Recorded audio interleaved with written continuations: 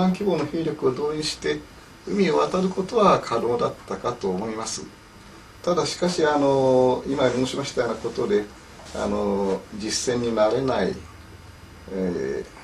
兵法に慣れていないということで、たとえ朝鮮に渡ったとしてもおそらくその戦線は維持できなかったろう。まあ分かりませんけれどもね、分かりませんけれども、また白村江の戦いの再現のようになったんじゃないかと、まあ私はそう思うんですけれどもね。 762년 만약 일본이 각 지역에서 동원한 4만 명의 군사들과 400척의 병선을 이끌고 신라를 침공했다면 이미 대대적인 개편을 거친 신라의 중앙군과 지방군의 총반격을 받아 완패당했을 가능성이 크다. 상륙에 성공하더라도 노부대가 미리 주둔하고 있던 모벌군성을 넘기는 어려웠을 것이다. 신라는 이미 일본의 침공 계획에 대비해 산성을 쌓고 또 노부대를 주둔시키는가 하면 지방군과 중앙군을 재정비하며 이 방어태세에 돌입하고 있었던 것입니다. 이전보다 군사력이 훨씬 더 보강된 셈이죠. 하지만 일본이라고 해서 이런 신라의 군사력을 모를 리 없었습니다.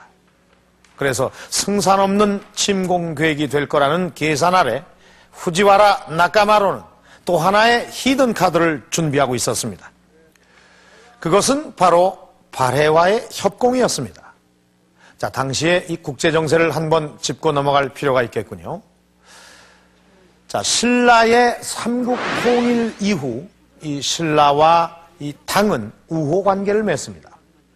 그리고 새롭게 성장한 이 발해는 이런 신라와 당을 견제하기 위해서 바다 건너 이 일본과 손을 잡습니다. 결국 이 외교 정세는 이렇게 십자형 구도가 되었습니다. 일본이 신라 침공에 대한 이 협공을 발해에게 요청한 것은 어쩌면 아주 당연한 결과였죠. 그런데 일본은 어떤 식으로 이 발해에게 협공을 요청했는지 그 제안을 살펴보도록 하겠습니다.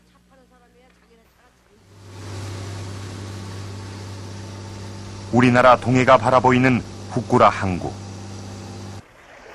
이곳은 1300년 전 발해 사신들이 동해를 건너 일본의 첫 발을 내디뎠던 대표적인 항구다.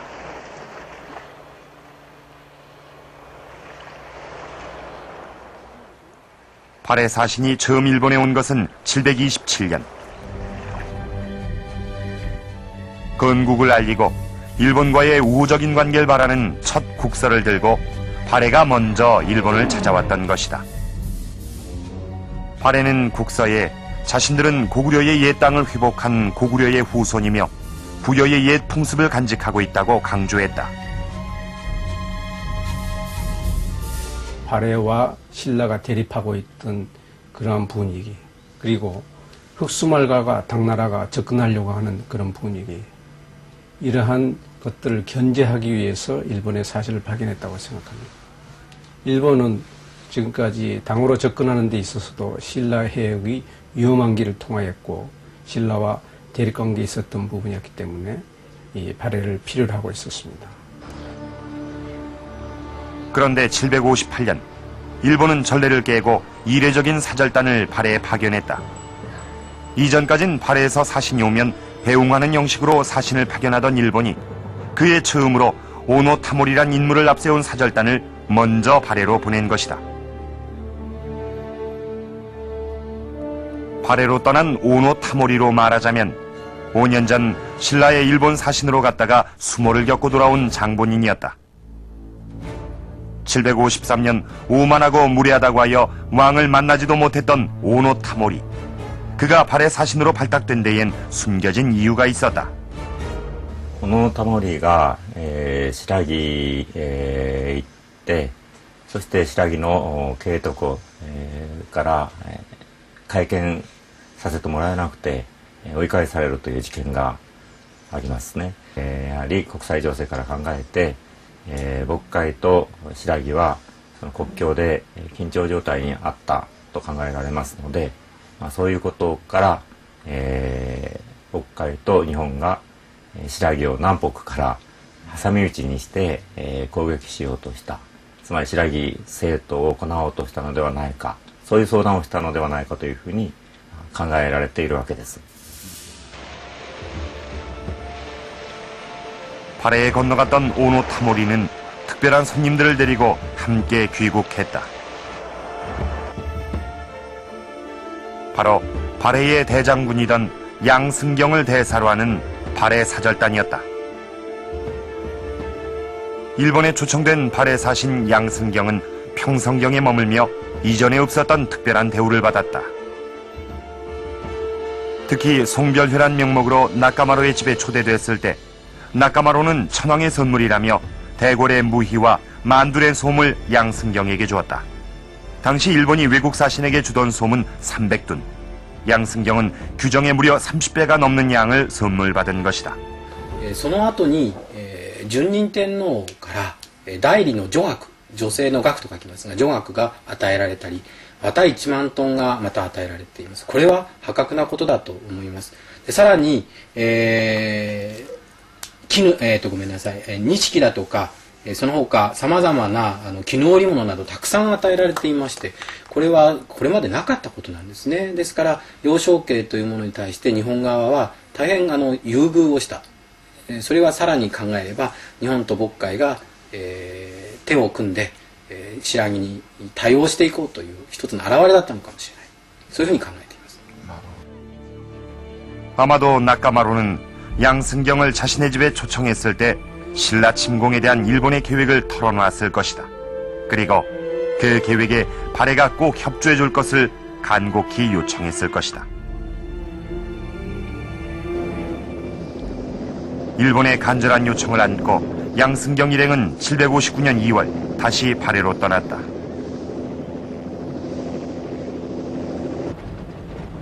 당시 발해는 고구려의 옛 영토를 회복하기 위해 수도를 지금의 영안시인 상경으로 옮긴 직후였다. 건국한 지 60년이 돼가던 무렵 발해는 상경성이란 계획도시를 건설하며 고구려 계승국임을 대외적으로 알리고 있었다. 당시 발해의 왕은 3대 문왕. 그렇다면 문왕은 일본의 신라협공 제안을 어떻게 받아들였을까? 当時の渤海の王様は第3代目の文王金武と大金武と言いますが、大金武のどう考えていたか、その白木征討計画を日本と一緒になってやるということをどう考えていたかということは資料上にはほとんど出てこないんですね。 단 한 권의 역사서도 전해지지 않는 발해. 속일본기에도 발해의 답변은 전해지지 않는다. 그런데 신라를 침공하려고 했던 762년 일본은 또 한 번 발해로 먼저 사절단을 보낸다. 이번 사절단은 무사시의 지방관인 고려대산이란 이에게 맡겨졌다. 고려대산. 고려란 성씨와 그가 사신으로 선택된 데에 어떤 연관이 있는 걸까? 고대 무사시는 지금의 동경 근처였다.